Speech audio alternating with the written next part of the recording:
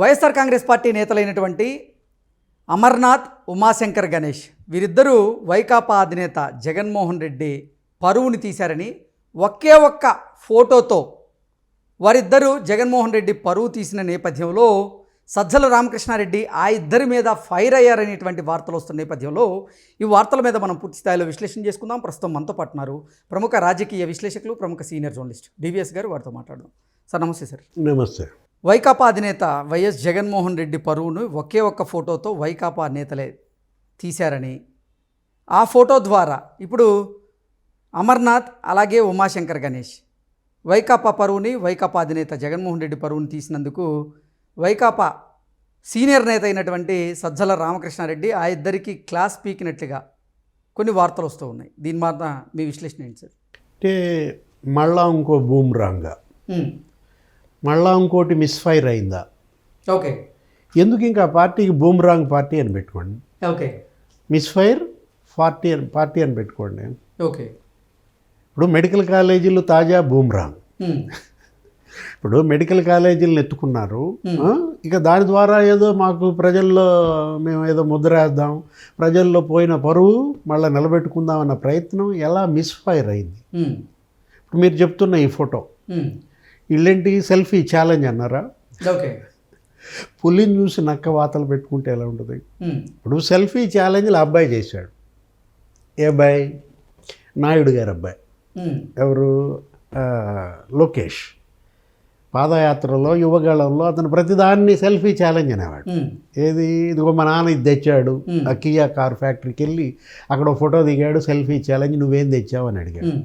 లేకపోతే అక్కడ అదేంటి ఫాక్స్కాన్, ఆ ఫాక్స్కాన్ కంపెనీ దగ్గరికి వెళ్ళినట్టున్నాడు. అక్కడ మహిళలంతా బస్సు ఎక్కిపోతూ ఈయన చూడంగానే నడుచుకుంటూ పాదయాత్రలో వాళ్ళు దిగి ఈ మా ఉద్యోగాలని మీ నాన్న ఇప్పించాడనో ఏదో మహిళలు చుట్టుముట్టేసరికి మళ్ళీ ఫాక్స్కాన్ దగ్గర ఒక సెల్ఫీ ఛాలెంజ్.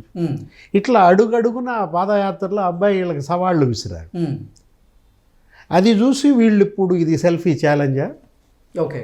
ఎవరు ఈ ఇప్పుడు పాపం అదేదో జగన్మోహన్ రెడ్డి ఎక్కడ పులివెందుల మెడికల్ కాలేజ్ దగ్గర ఆ ఫోటో ఆయన దిగిపోయి వదిలినా బాగుండేది. అది కొంచెం ఉన్నాయి బిల్డింగ్, 87% ఏదో కంప్లీట్ చేశారు పులివెందుల మెడికల్ కాలేజ్ ఒక్కటే. మిగతా అన్నీ మిగతా 16 నువ్వు కనుక మెడికల్ కాలేజీలు చూస్తే మొండిగోడ. ఓకే. అంటే 17% కూడా కంప్లీట్ చేయలేం. ఇప్పుడు అదేమో 13% ఇంకా కట్టాలి. ఏది? పులివెందుల హాస్టల్స్ కట్టలేదు, ఇంకా ఫ్యాకల్టీ నియామకాలు జరగలేదు. ఇదేమో అసలు ఏది నీకు 17% కట్టకుండానే వీళ్ళు మచిలీపట్నం మెడికల్ కాలేజ్ బాగోతుందని చెప్తా. దాని బడ్జెట్ ఎంత? 505 కోట్లు. ఓకే. ఖర్చు పెట్టాల్సింది 505 కోట్లు. కానీ జగన్ ప్రభుత్వం ఎంత ఖర్చు పెట్టింది? 11 కోట్లు. ఓకే. మనం మాట్లాడుకున్నట్టున్నాం ఇంతకుముందు కూడా దీని గురించి. ఏది? 11 అనగానే నువ్వు 11 రెడ్డి అన్నావు. ఇప్పుడు మచిలీపట్నం మెడికల్ కాలేజీ 280 కోట్లు ఖర్చు పెడితే దాంట్లో ఈయన ఇచ్చిన డబ్బు 11 కోట్లే. అంటే కేంద్రం 1000 కోట్లు ఇచ్చింది ఈ మెడికల్ కాలేజీల నిర్మాణానికి. ఇప్పటి వరకు అసలు రిలీజ్ చేసిన అమౌంట్ కేంద్రం 1000 కోట్లు. జగన్మోహన్ రెడ్డి ప్రభుత్వం ఖర్చు పెట్టింది 400 కోట్లు. ఈ మెడికల్ కాలేజీలు జగనయ్యా కేంద్రానియా? ఓకే. ఇప్పుడు కేంద్రం మెడికల్ కాలేజీలు ఇవి. ఇప్పుడు కేంద్రం 1000 కోట్లు ఇస్తే నువ్వు అందులో సగం కూడా ఖర్చు పెట్టకుండా నా క్రెడిట్ అని ఎలా అంటావు?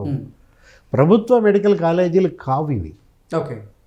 జగన్ పెట్టిన 17 మెడికల్ కాలేజీలు ప్రైవేట్ మెడికల్ కాలేజీలే, కానీ ప్రభుత్వం ముసుగేశాడు. కానీ ఇప్పుడు వైకాపా వాళ్ళు మాత్రం ప్రభుత్వ మెడికల్ కాలేజీలని ఇప్పుడు కూటమి ప్రభుత్వం ప్రైవేటీకరణ చేసేందుకు సిద్ధమైంది అన్నట్లుగా, అందులో భాగంగానే పీపీపీ మోడల్ని ప్రవేశపెట్టింది అన్నట్టుగా వాళ్ళు ఆరోపణలు చేస్తున్నారు కదా. జీవో 107, 108 చంద్రబాబు ఇచ్చాడా, జగన్ ఇచ్చాడా? ఓకే. ఓకే కాదు, సమాధానం చెప్పు. ఇప్పుడు 107 జీవో, 108 జీవో ఇచ్చింది చంద్రబాబు కాదు కదా, జగన్మోహన్ రెడ్డి ప్రభుత్వం. ఏంటి 107, 108 ఏం చెప్తున్నాయి? Self finance system. అంటే సెల్ఫ్ ఫైనాన్స్ సిస్టమ్ అని చెప్పి పెట్టి 42% సీట్లు అమ్ముకోవచ్చు అన్నాడు. ఓకే. జగన్మోహన్ రెడ్డి ప్రభుత్వం ఇచ్చిన జీవో గురించి చెప్తున్నాను. 42% సీట్లు అమ్ముకోవచ్చు అని నువ్వు జీవో ఇచ్చి వాళ్ళ మీద నిందేస్తే ఇప్పుడు యాక్చువల్గా ఏం చేశాడు, ఆ జీవో 108 ఎన్ఆర్ఐ కోటా ఎంతో కూడా చెప్పాడు. అంటే కమిటీలకి సీట్లు అమ్ముకునే అధికారం ఇచ్చిందే జగన్మోహన్ రెడ్డి సీఎంగా. అంటే ఇది ప్రైవేటా గవర్నమెంటా చెప్పు మరి.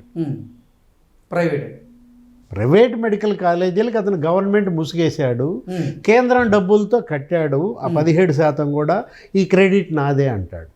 ఇప్పుడు ఋషికొండ ప్యాలెస్ మీద ఎంత ఖర్చు పెట్టాడు? దగ్గరగా 550 కోట్లు అయింది అంటున్నారు. అంటే ఒక మెడికల్ కాలేజ్ వచ్చేది. ఓకే. ఇప్పుడు ఆ 550 కోట్లతో ఒక మెడికల్ కాలేజ్ కంప్లీట్ అయిపోయేది. వీళ్ళు చెప్పేది ఏంటి, 17 మెడికల్ కాలేజీల్లో మేము 7 కట్టామంటున్నారు. చూపించమని. ఓకే. ఇప్పుడు ఆ సవిత మంత్రి సవిత వెళ్ళింది నిన్న అక్కడ పెనుగొండ. ఆ తుప్పు పట్టిన ఇనప రాడ్లు గీడ్లు అన్నీ తీసి చూపిస్తుంది. ఇదేనా నువ్వు కట్టింది అంటావు. నిన్న హోమ్ మినిస్టర్ అనిత నిన్న అసలు పవర్ పాయింట్ ప్రజెంటేషన్ వేసింది. ఆమె స్క్రీన్ మీద ఏది చూపించింది, 17 మెడికల్ కాలేజీలు నువ్వు కట్టిందని ఆ మొండి గోడలు పునాదులు ఒక్కొక్క ఊరు చూపిస్తూ ఆమె మాట్లాడుతుంటే రోజా ఏమంటది, నువ్వు మంత్రివా లేదంటే యాంకర్వా అని అడుగుతుంది. అంటే ఇప్పుడు ఆమె ఏమన్నా శ్యామల, యాంకర్ అంటే యాంకర్ శ్యామల, లేకపోతే రోజా కూడా యాంకరే కదా, అదే జబర్దస్త్ యాంకర్ ఆమె. ఓకే. ఇప్పుడు ఆమె హీరోయిన్ అయితే కావచ్చు, జడ్జి అయినా యాంకర్ కింద లెక్క. ఇప్పుడు నువ్వు ఒక యాంకర్, నేను ఒక యాంకర్, ఇక్కడ నేనేమన్నా జడ్జా? నువ్వు ఒకటి అట్లా తప్పు, అట్లా చులకనగా మాట్లాడకూడదు. ఓకే. ఇప్పుడు నువ్వు సినిమా హీరోయిన్వి, నువ్వు మంత్రి అయ్యావు, ఆమెకేం సినిమా బ్యాక్గ్రౌండ్ లేదు, ఒక సాధారణ పంతులమ్మ. కాలం కలిసి వచ్చింది, చక్కగా ప్రజలు ఆదరించారు, ఎమ్మెల్యేగా గెలిచింది. తర్వాత మరి ఇప్పుడు మళ్ళా 2వ సారి ఎమ్మెల్యేగా గెలిచింది, మంత్రి అయింది. ఆమె చూపించిన దాని మీద మాట్లాడు. నువ్వు చూపించింది బ్లండర్, అవి మొండిగోడల కాలేజీ కాదు అని నువ్వు కూడా ఇంకో పవర్ పాయింట్ ప్రజెంటేషన్ చూపించు. ఏది మొత్తం నువ్వు కట్టిన బిల్డింగ్లని చూపించు. అంటే చూపించడానికి కూడా అవకాశం లేకుండా చేశాడు మనాడు. ఎవరు? మన కోడిగుడ్డ ఆయన. ఓకే. ఇప్పుడు గుడివాడ అమర్నాథ్ ఏం చేశాడు, టపక్కమని వెళ్ళి అక్కడ ఏదో సెల్ఫీ ఛాలెంజ్ అన్నాడు. ఆ ఫోటోలు అన్నీ మొండి గోడలు, దాని మీదే సజ్జల ఫైర్ అయ్యాడంట. ఓకే. ఏది ఉన్న చోట ఉండకుండా ఎందుకు మనకి సెల్ఫీ ఛాలెంజ్లని మామూలుగా తిట్టు వదిలిపెట్టలేదంట. ఇంకోసారి ప్రెస్ మీట్ పెట్టామంటే ఊరుకోనన్నట్టుగా, నా పర్మిషన్ లేకుండా ఎవడు పెట్టమన్నాడు నిన్నంటూ ఫైర్ అయ్యాడు. అంటే సజ్జలు ఎప్పుడు ఫైర్ అవుతాడు చెప్పు, నువ్వు చెప్పు. సజ్జల ఫైర్ అయ్యాడంటే ముందు జగన్ ఫైర్ అయ్యాడు సజ్జల మీద, సజ్జల తీసుకొచ్చి ఎల్లనెత్తి వేసాడు. ఓకే. అసలు పాడేరు అని ఒక మెడికల్ కాలేజ్, అంటే అరకు, పాడేరు, గిరిజన ఏజెన్సీల్లో మరీ దారుణం. అసలు ఫౌండేషన్ కూడా ఇలా వీళ్ళు చెప్పినవి 7 కంప్లీట్ చేసామని ఎలా చెప్పగలరు?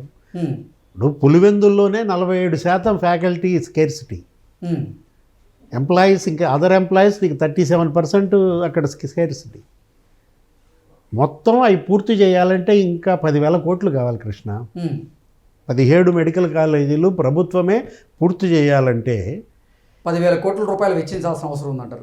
ఇప్పుడు జగనే గనక సీఎంగా ఉంటే ఇట్లాగే 400 కోట్లు ఖర్చు పెట్టుకుంటూ వెళ్తే ఈ 17 మెడికల్ కాలేజీలు కంప్లీట్ అయ్యేసరికి 40 ఏళ్ళు చెప్పు. అప్పటికి రెడ్డి ఎవరు, రాజు ఎవరు చెప్పు? 40 ఏళ్ల దాకా అవి అట్లా పెట్టు కూర్చుంటారా? 2007 ఏంటి, 4 మెడికల్ కాలేజీలు కంప్లీట్ చేయాలి.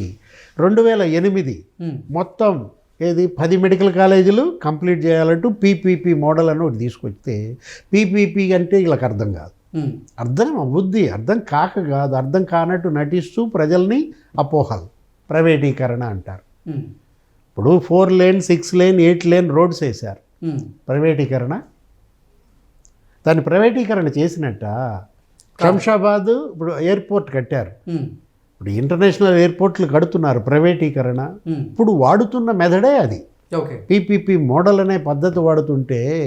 ఇప్పుడు నేను ఇల్లు కొనుక్కున్నా, లోన్ తెచ్చుకుంటాను, కొనుక్కుంటాను, లోన్ కట్టుకుంటాను, లోన్ తీరిపోతుంది, తర్వాత నా సొంతం అవుతుంది నా ఇల్లు, నా కారు. బ్యాంక్ లోన్ తెచ్చుకోకుండా ఇల్లు కారు ఎవరన్నా కొనుక్కుంటారా? అంటే వీళ్ళు ఎలా దాన్ని తప్పుదారి పట్టిస్తున్నారు, ప్రజల్లో అపోహలు సృష్టిస్తున్నారు. 30 ఏళ్ల తర్వాత ఈ మెడికల్ కాలేజీలన్నీ గవర్నమెంట్యే. ఈ 30 ఏళ్ళు కూడా చారిటీ ప్రాతిపదికన హాస్పిటల్ నిర్వహణ గవర్నమెంటే చేస్తుంది. 17 మెడికల్ కాలేజీల్లో అనుబంధ హాస్పిటల్స్ గవర్నమెంటే చేస్తుంది. పేద రోగులందరికీ అక్కడ ఉచిత వైద్యం, అదే ఆరోగ్యశ్రీ, ఆయుష్మాన్ భవ, మొన్న ఏదో స్కీమ్ పెట్టారు కదా, యూనివర్సల్ హెల్త్ స్కీమ్ ప్రకారం అందరికీ ఉచిత వైద్యం. సీట్లు కూడా అందరూ ఏది నీకు నీట్ ప్రాతిపదికన సీట్లు మామూలుగానే వస్తాయి, 50% సీట్లు అందరికీ వస్తాయి. అది ఎవరు పెట్టింది? జగన్ పెట్టిందే కదా. ఓకే. అంటే ఇవాళ మెడికల్ కాలేజీలు మరోసారి మిస్ఫైర్, మరోసారి బూమ్రాంగ్ అయింది. Okay sir, thank you so much.